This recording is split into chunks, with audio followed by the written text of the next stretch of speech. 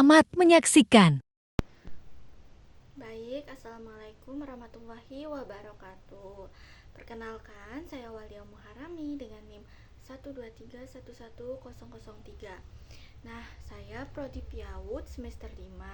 Pada kesempatan kali ini, saya ingin menyampaikan jawaban ujian akhir semester mata kuliah manajemen kelas dan pengelolaan pembelajaran yang diampu oleh Bunda Dr. Misda SAG MPD.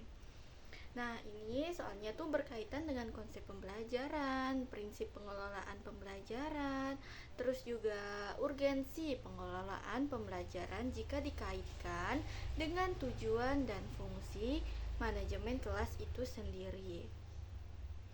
Nah, jawaban ini saya sampaikan itu berdasarkan dari pemahaman saya ya teman-teman, selama saya mengikuti perkuliahan ini. Nah, semoga dapat dipahami dengan baik dan mudah dimengerti. Oke, untuk mempersingkat waktu, soal yang pertama itu jelaskan konsep dari model, pendekatan, metode, dan teknik pembelajaran serta berikan contohnya. Baik, sebelum itu saya ingin berterima kasih kepada berterima kasih banyak pada Bunda Dr. Misda SAG MPD atas pertanyaannya yang menurut saya ini soal penting banget karena ini adalah fondasi utama dalam dunia pembelajaran. Kalau kita sebagai guru sudah paham konsep ini, pembelajaran itu akan jauh lebih terarah. Baik, saya ingin mencoba menjelaskan ya, teman-teman sekalian. Jadi, dalam pembelajaran itu kan tadi terdapat 4 konsep ya yang saling berkaitan dan penting, yaitu model pendekatan, metode, dan teknik pembelajaran. Keempatnya ini tuh memiliki tingkatan dari yang paling umum sampai ke yang teknis dan digunakan juga secara berurutan dalam merancang pembelajaran. Nah, yang pertama saya ingin menjelaskan dulu tentang model pembelajaran. Apa sih model pembelajaran itu? Model pembelajaran adalah kerangka atau konsep atau bisa dibilang pola pembelajaran yang disusun secara sistematis dan dijadikan pedoman oleh guru dalam melaksanakan pembelajaran dari awal sampai akhir.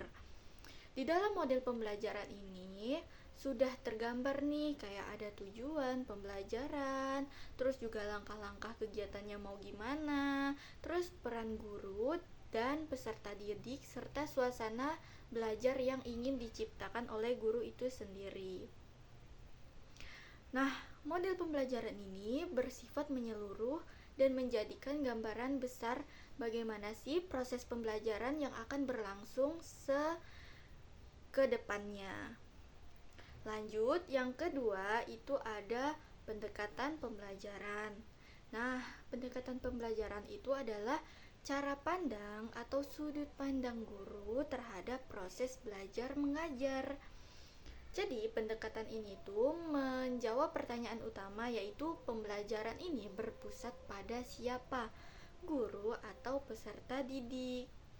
Nah, pendekatan juga menjadi landasan berpikir dalam memilih model pembelajaran yang tepat. Oleh karena itu, pendekatan itu bersifat filosofis dan masih cukup umum. Oke, selanjutnya ada metode pembelajaran. Nah, untuk metode pembelajaran sendiri adalah cara kita atau cara seorang guru gunakan untuk menyampaikan materi pembelajarannya. Nah, ini tuh bertujuan agar pembelajaran itu dapat tercapai tujuannya ya.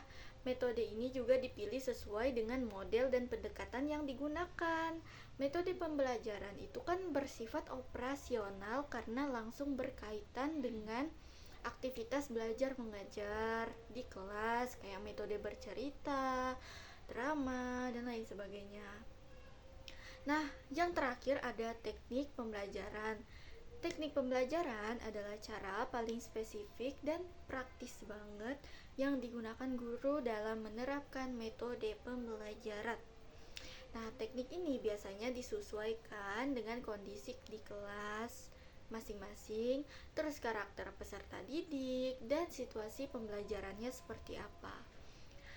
Teknik pembelajaran juga bisa berbeda-beda loh, meskipun metode yang digunakan itu sama, tergantung dengan kreativitas dari guru itu sendiri. Baik, saya sudah menjelaskan keempatnya ini. Lanjut untuk contohnya. Nah, dalam pembelajaran anak usia dini, guru pasti biasanya memilih model pembelajaran sentra. Karena model ini tuh memungkinkan anak itu belajar melalui kegiatan berbagai aktivitas gitu, kayak berbagai aktivitas bermain.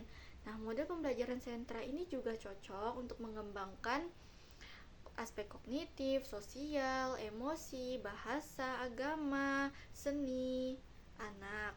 Berdasarkan model tersebut, guru itu menggunakan pendekatan yang berpusat kepada anak. Jadi, di mana anak itu diberikan ruang yang aktif, bereksplorasi, dan belajar sesuai dengan minatnya tersendiri. Nah, untuk pelaksanaan pembelajaran, guru juga bisa menggunakan metode bermain peran atau juga bercerita atau bermain saja. Karena metode ini tuh sesuai dengan karakteristik anak usia dini. Dalam pelaksanaannya, guru itu menerapkan teknik bertanya sederhana, terus juga guru memberikan pujian kepada anak, serta penggunaan intonasi dan suara dan serta ekspresi guru itu juga digunakan tekniknya, terus juga agar anak itu tetap fokus, senang, dan tidak bosan. Baik, itu saja jawaban nomor 1. Kita lanjut ya, jawaban ke nomor 2. Nah, soalnya ini ada jelaskan 3 dari 6 prinsip pengelolaan pembelajaran dengan memberikan contoh pembelajarannya pada anak usia dini. Baik, sebelumnya saya ingin berterima kasih banyak kepada Bunda Dr. Misda SAG MPD atas pertanyaannya yang sangat menarik sekali ya. Oke, saya izin menjawab sependek pengetahuan saya saja. Jadi sebenarnya itu Oke, baik. Kita lanjut ya teman-teman ke soal yang nomor 2. Soalnya itu adalah jelaskan 3 dari 6 prinsip pengelolaan pembelajaran dengan memberikan contoh pembelajarannya kepada anak usia dini. Oke, sebelumnya saya juga ingin berterima kasih banyak kepada Bunda Dr. Misda SAG MPD atas pertanyaannya. Karena menurut saya pertanyaan ini tuh sangat relevan ya dengan mata kuliah kita, yaitu manajemen kelas dan pengelolaan pembelajaran. Baik, saya izin menjawab sependek pengetahuan saya. Pengelolaan pembelajaran itu kan merupakan proses yang mengatur seluruh kegiatan pembelajaran agar pembelajaran itu berjalan secara efektif, efisien, dan menyenangkan. Nah, di dalam pengelolaan pembelajaran terdapat beberapa prinsip nih yang harus diperhatikan oleh guru. Dari 6 prinsip, saya akan menjelaskan itu 3 prinsip aja yang menurut saya utama ya. Baik, yang pertama ada prinsip berorientasi pada anak. Nah, prinsip ini menekankan bahwa pembelajaran itu harus disesuaikan dengan kebutuhan, minat, dan tahap perkembangan anak. Anak kan diposisikan sebagai subjek pembelajaran yang aktif. Misal nih, contohnya tuh kita guru atau guru ya tidak memaksakan anak untuk langsung bisa membaca ataupun menulis, tetapi memberikan kegiatan itu seperti mewarnai, menggunting, dan meronce. Lanjut kedua yaitu prinsip belajar melalui bermain. Nah, bermain itu merupakan cara belajar paling alami bagi anak usia dini, karena anak usia dini kan gampang bosan gitu ya. Jadi kalau misalnya dia belajar terus tanpa bermain itu bisa-bisa bosan. Nah, jadi melalui bermain itu tuh anak itu belajar tanpa merasakan tertekan. Semisal contohnya itu Guru kan mengenalkan konsep tentang berhitung. Nah, melalui permainan menghitung balok atau benda di sekitar anak. Atau kayak dengan puzzle, terus ada huruf 1, 2, itu bisa. Nah, yang ketiga ada prinsip lingkungan belajar yang kondusif. Nah, lingkungan belajar juga harus aman, nyaman, dan menarik ya, agar anak itu merasa betah di dalam kelas. Contohnya itu guru tuh menata kelas dengan warna yang cerah, alat permainan yang edukatif, dan sudut bermain yang mudah dijangkau anak. Terus bisa juga dengan kelas yang wangi. Nah, sekian jawaban saya untuk nomor 2. Lanjut ke nomor 3 ya. Soalnya itu jelaskan urgensi pengelolaan pembelajaran jika dikaitkan dengan tujuan dan fungsi manajemen kelas. Oke, baik. Sebelumnya saya ingin berterima kasih dulu kepada Bunda Dr. Mista SAG MPD atas pertanyaannya ya. Nah, ini pertanyaan juga sangat membuka sependek pemahaman saya tentang pentingnya pengelolaan kelas dalam manajemen kelas. Jadi, saya mencoba menjawab. Pengelolaan pembelajaran itu memiliki peran yang sangat penting karena berkaitan langsung dengan tujuan dan fungsi dari manajemen kelas. Nah, misal tujuan manajemen kelasnya itu menciptakan suasana belajar yang tertib, nyaman, dan kondusif agar pembelajaran itu dapat berjalan dengan baik. Nah, dengan pengelolaan pembelajaran yang baik, guru itu mampu mengatur waktu, kegiatan, metode juga, dan interaksi di kelas secara efektif nih. Jika pengelolaan pembelajarannya tidak berjalan dengan baik, maka otomatis kelas akan sulit dikendalikan dan tujuan pembelajaran itu tidak tercapai.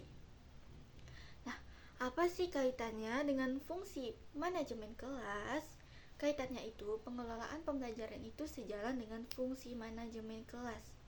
Yang pertama yaitu perencanaan, terus kedua pengorganisasian, terus yang tiga pelaksanaan, dan yang keempat evaluasi. Nah, menurut saya ya, kesimpulan dari nomor 3 itu dengan pengelolaan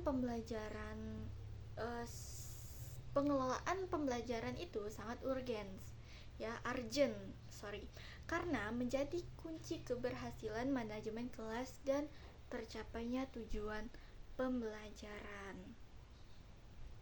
Nah, baik, sekian saja jawaban dari saya untuk nomor 3 ya. Sebagai penutup, saya mengucapkan terima kasih yang sebesar-besarnya kepada Bunda Dr. Misda SAG MPD atas ilmu, bimbingan, dan pertanyaan yang sangat bermanfaat. Saya juga sangat membutuhkan kritik dan saran dari teman-teman semuanya, dan mungkin dari Bunda Musdahnya juga, agar saya dapat terus belajar dan memperbaiki diri. Baik, terima kasih semuanya. Kalau teman-teman merasa video ini bermanfaat, saya ingin jangan lupa tinggalkan like, comment, and share ke teman-teman yang lainnya.